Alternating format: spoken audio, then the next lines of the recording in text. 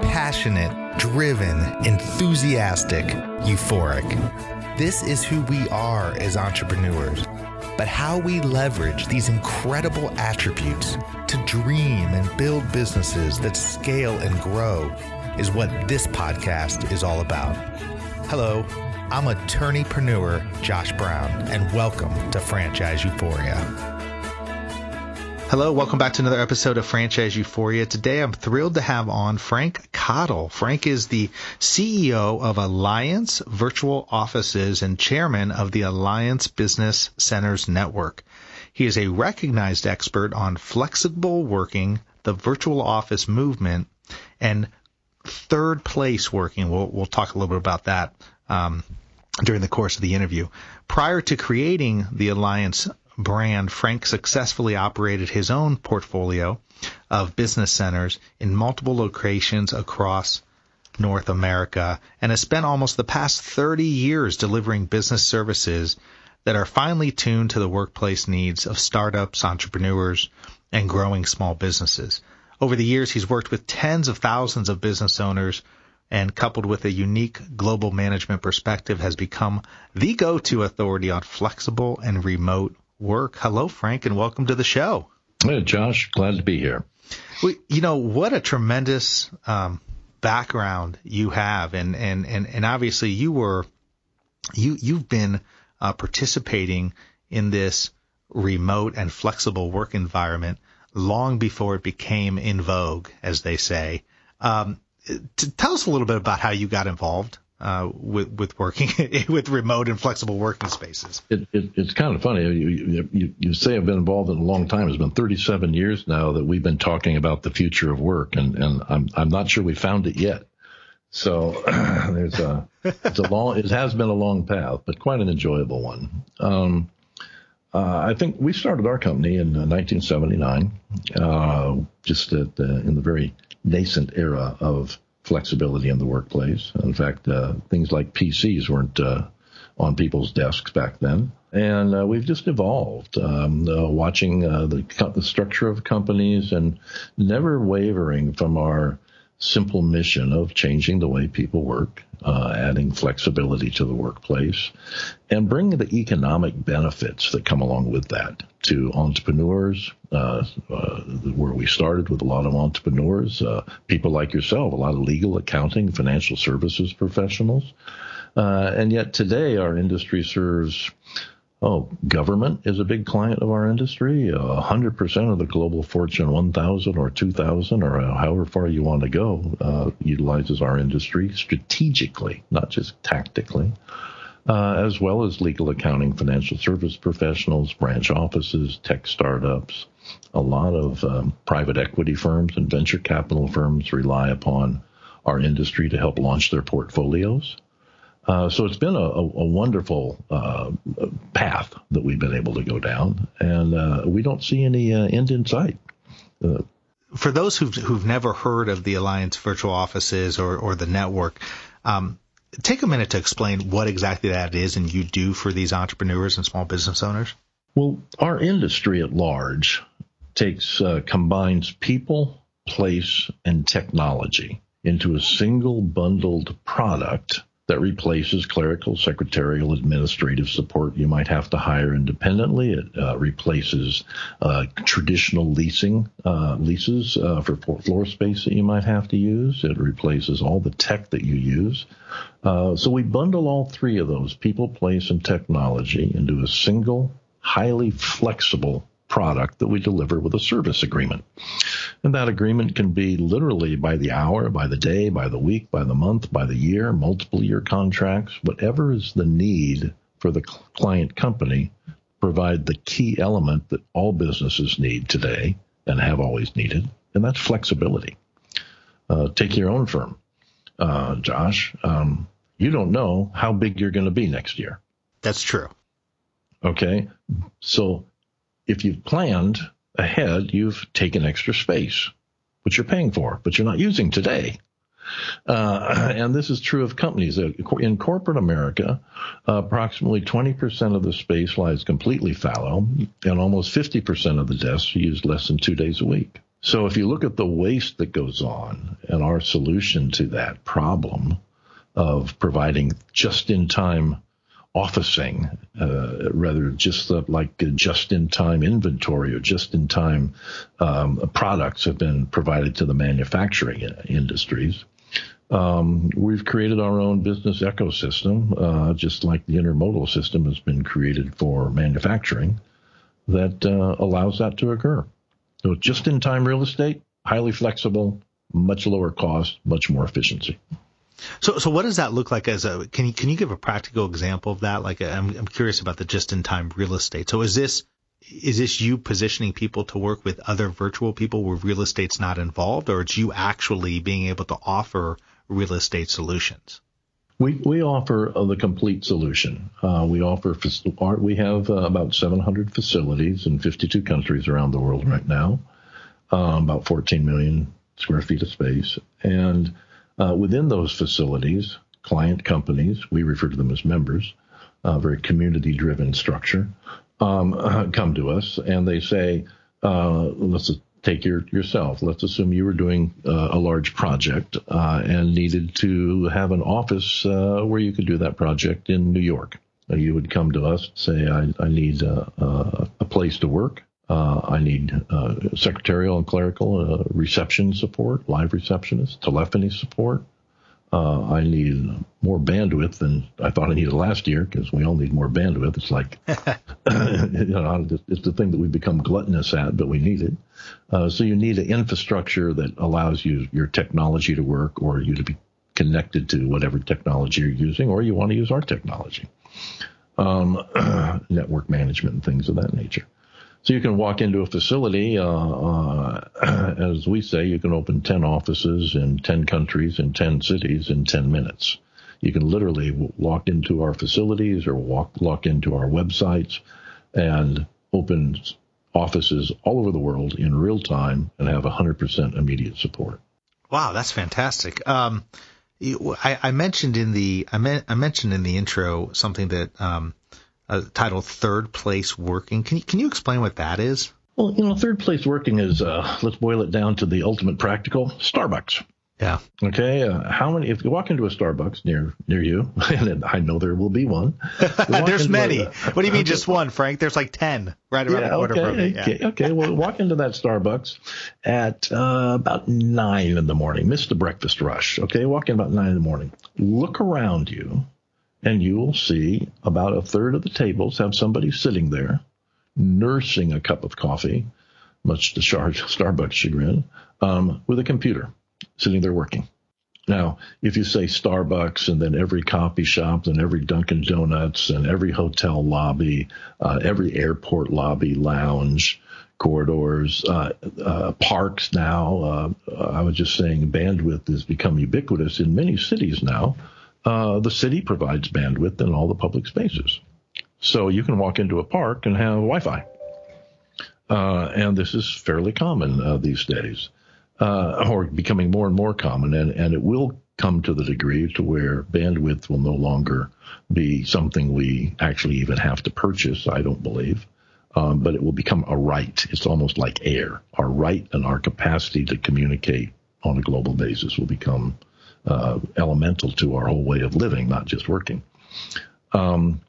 So third workplace is all of those that are unstructured in a normal officing environment. Okay, that makes good sense to me.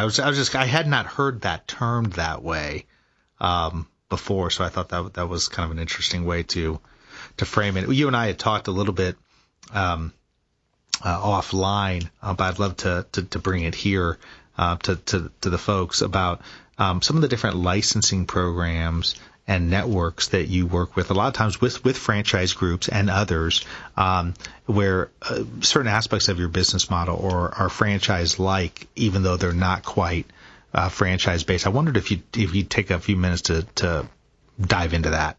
Well, we looked a long time ago at many of the same things I think franchisors look at. They say, how can we scale our business on a much more rapid basis? And franchising certainly is elemental to that whole process. In our case, because we wanted to cross lots and lots of borders very quickly, we decided to create a working network model that looks a lot like Best Western Hotels, I think, which is not a franchise, but a network of independent locations, branded independently, but operating off of a similar back end or using similar services. And we chose that model to scale our own operations globally back in the late 90s and early 2000s. We migrated from that to helping others by building the Alliance Virtual Offices system so that other companies that wanted to scale very rapidly could do so as well. As I just said, franchisors oftentimes need to put sales reps or need to put marketing reps or advertising teams into different marketplaces very quickly. And so our Alliance Virtual Offices system allows them, again, to come in and out of markets quickly, casually, with a lot of flexibility and a very low cost. We also ourselves have a licensing program that's where we sell a brand license with its know-how in selected markets, Russia, the Middle East, the Gulf states primarily today, starting this year in Africa. But those agreements are subject to our development of the project, which is not dissimilar to a franchise agreement with McDonald's might be subject to McDonald's or one of their chosen contractors developing the physical facility. But they're also subject to our management. So you could say they're sort of like franchise company stores in that regard, with the exception that the brand license is out. And I think Marriott has pioneered with their Marriott services that model in the real estate world, and we emulate that model as well. So when, it can be very challenging for a growing business when they go international or when they go across the borders. So do you have folks that are within, Russia and the Gulf states and Africa, as you say, and other locations? How do you bridge that difficulty and that challenge that I think all businesses face as they go into some of these countries, and sometimes it's more challenging than others. So how do you help bridge that? As a serial entrepreneur, I've learned that the concept of an 8-hour, a 10-hour, a 12-hour day does not exist. So from my own point of view, my morning oftentimes starts in the Middle East or in Russia, and this evening it will end up in either Jakarta or Kuala Lumpur. I'm not sure which. I start somewhere to the east and end up somewhere far, far to the west. My home in California. But I think that you always have to have good teams, and we're very blessed to have an amazing management team that works through pretty sophisticated video capabilities all over the world. And we have our own management offices in every major market in the world. So if I start in Dubai or Russia or somewhere like that in the morning, it's generally by video. And working with a team, we have a large team in Dubai as an example. That's excellent. Working with the team on whatever problems they might have and providing whatever guidance I might be able to provide. And it works very, very seamlessly. I think once you get used to working remotely, and this is a big challenge for a lot of people in the world, but I think as business owners, we're all overcoming it, just like you're podcasting today. Once we get used to this, we find that we can sustain the same quality of relationship as if the person was in the office next door to us. It's just a matter of not worrying about the distance and instead enjoying and embracing the cultural differences and learning as you grow. Now, was that a challenge for you to set that up through your business? I mean, I know, I'm sure a lot of people who are tuning in and listening, I mean, the idea sounds wonderful. But sometimes the implementation of that, it can be challenging, especially when you're dealing with folks. As you said, it's a virtual environment. So yes, you're engaging in video chats and communications and so forth. But when you're not engaging, it always seems to me you have to have an incredibly organized structure to facilitate that, so that all these team members that are scattered all over the place can work efficiently with one another, so that people aren't stepping on each other's toes. And part of that just seems to be a clarity around what each person is doing. But I'm just curious from an actual business development and application standpoint for you, as you and your teams built this out. I mean, was that a challenge that you had to overcome? Well, the technology has been in place since the early mid-'80s. Our first video system we installed in 1984 in one of our projects, and we've been using advanced technologies ourselves as a company ever since. Today, I think technology has caught up with all of us because the use of it is so simple now, and the deployment of it is so simple. So I think it comes down to one of the words you used in asking the question, that's clarity.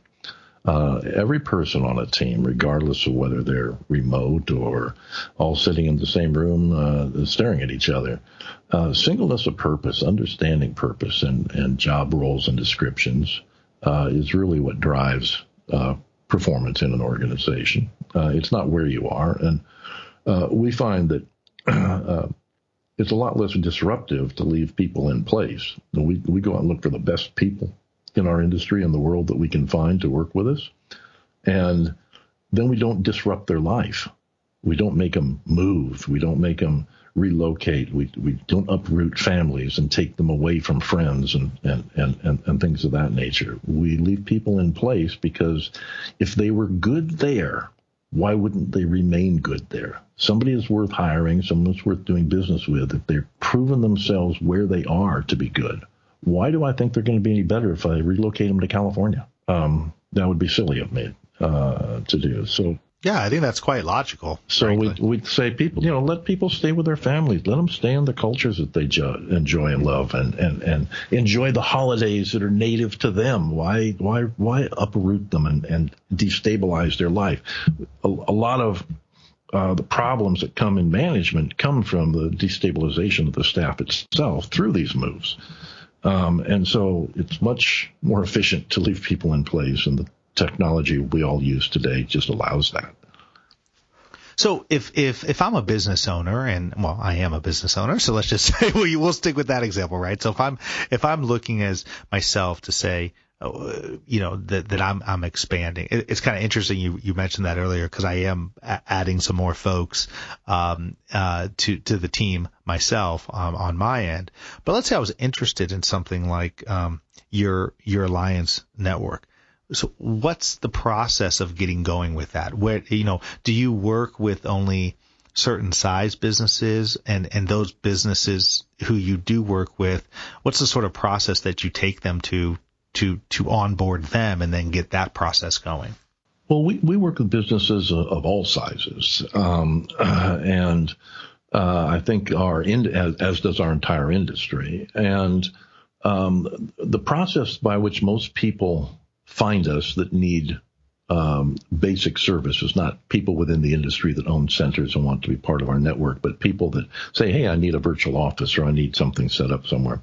They generally reach us right through our website, which is alliancevirtualoffices.com. That's the easiest way. And people go there and they say, oh, I need an office in New York, or I need an office in London, wherever it happens to be. And they put in and do a little search, and there's office addresses pop up, and they say, oh, okay, I want that office location, and it's right in a good part of London, and I'm going to take that particular plan with X address use and Y number of hours of conference room time, and I think I'd like a telephone attached to that address, and I think I'd like a live receptionist attached to that telephone. That can all be done in literally faster than I can explain it. So the capacity for people to access these services is it's as simple as booking a hotel room. And you manage, again, I think you referenced it. That's going to be, because to a lot of people, this is sort of like, wow, this is really fascinating because, I know you've been doing it a long, long time, but the idea that I could just set up a virtual office in another location and I could have it essentially staffed, with somebody answering the phone and so forth in a very quick amount of time. Are these just monthly engagements, or people are signing on for long-term engagements to do this? Or most people take a 6-month or a 12-month term. Month-to-month engagements are also taken, though. But we find it's funny. People say, "Well, do you do month-to-month?" And we say we do, but most of our clients don't want that. And the reason is the client wants the stability of at least a 6-month agreement. Yeah. And it's sort of like, would you rent a hotel by the hour, not knowing that you could renew it the next hour? No, probably not. Probably not. So it's sort of the same thing. Our clients actually favor the 6 and 12-month agreements over any other term. But that's still in business. A 6-month commitment to an office is pretty flexible. But we do have some large companies come in particular, larger consulting groups, and they'll come in and they say, well, we need to set up a team in this city or these 5 cities, whatever, for a 90-day engagement we have on a consulting project. Can you do that? And we say, sure, that's no problem at all. Well, I think it's interesting because I think there's a lot of, as an example in my world, there's a lot of franchisor clients that as they continue to grow and grow in different geographic locations, there's sometimes the need to set up, training facilities and other sorts of options. I'm sure you've experienced. I'm sure those are some for the franchise groups. So you guys are well adept in doing that. Yes, and training rooms, large, small, mid-sized meeting rooms, all of that is just common stock in trade for us. Well, Frank, this has been it's been really enjoyable speaking with you, and it's been really insightful because frankly, I'm not sure a lot of people know that this type of business exists. I mean, certainly as people continue on in this 21st century and realize all the different ways in which we can work, and all the flexibility that we all have, it's nice to see that there's a business like yours that's been around a long time that really helps people from that perspective and takes the scary part about it away. I mean, essentially you're taking the reins and setting all that up. So I think that's brilliant. Well, we do. And I think if you look at small companies, startup companies in particular, one of our preferred customers are the venture capital groups, because when they're investing in somebody, they have an entrepreneur with maybe the most brilliant idea in the world, maybe it's a tech idea, but that entrepreneur is probably a technologist. They aren't a company administrator. They don't hire and fire a lot of people, and they don't interview a lot of people, and they don't necessarily want to buy furniture, and you don't want them designing offices and all these things that have to be done to place a company in business. Well, the venture capital community looks at all those things and says, wait a second, I want my entrepreneur doing their thing, the thing I'm investing in. I don't want them doing other stuff.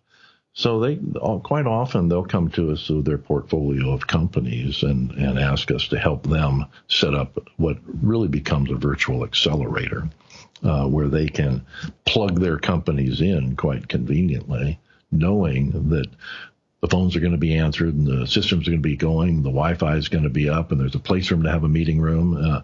But they don't have to pay for any of it except when they use it. You don't pay for meeting rooms 24/7, 365 like you probably do in your office. Mm-hmm. And how many hours a day is that in use? 2, 3, 4. But you're paying for it 24/7. In our model, it's very much a la carte structure where companies only pay for what they use as they use it. So there's not just the efficiencies of time and focus, but there's tremendous economic efficiencies as well. Well, no, that sounds great. And as you mentioned earlier, if people want to learn more about it, they can go to alliancevirtualoffices.com. You can also be found on Facebook at Alliance Virtual and on Twitter at Alliance Virtual, and of course on LinkedIn as well. Thank you for your time, Frank. This again, I like to have people on who have unique businesses that can be applied in the franchise space, and I think obviously this is certainly one of them, and can certainly be an additional great resource as these franchise companies continue to look to grow and add other geographic locations. So thanks for coming on. I've really enjoyed it. Well, it's been my pleasure. And I will mention that we do have a variety of franchise companies that work with us in their own strategic growth model, as well as within our industry. Some of the franchise groups within our own industry rely upon us as a global resource because they might be a national organization only. And if people want to just learn more about our industry in general, I'll give you another website. They can go to allwork.space. Okay. Allwork, ALLWORK.space. And that's a publication that tracks and follows our industry, and it's the largest news and information resource within our industry. And that can give people a broader sense as well. That's fantastic. Thank you so much, Frank. Really enjoyed having you on. My pleasure, Josh. Have a great afternoon. You too. Thanks for being with us today on the Franchise Euphoria podcast. If you enjoyed this episode, please be sure to go to iTunes and provide a review. Also, please remember that although Josh Brown is a licensed and practicing attorney, nothing contained in this podcast should be construed as legal advice, because it is not. The information contained in this podcast is general and educational in nature, and none of it should be relied upon as legal advice. That being said, if you have questions for Josh and would like to contact him, please email him at josh@franchiseeuphoria.com. Thank you so much for listening, and we hope you tune in to our next weekly episode.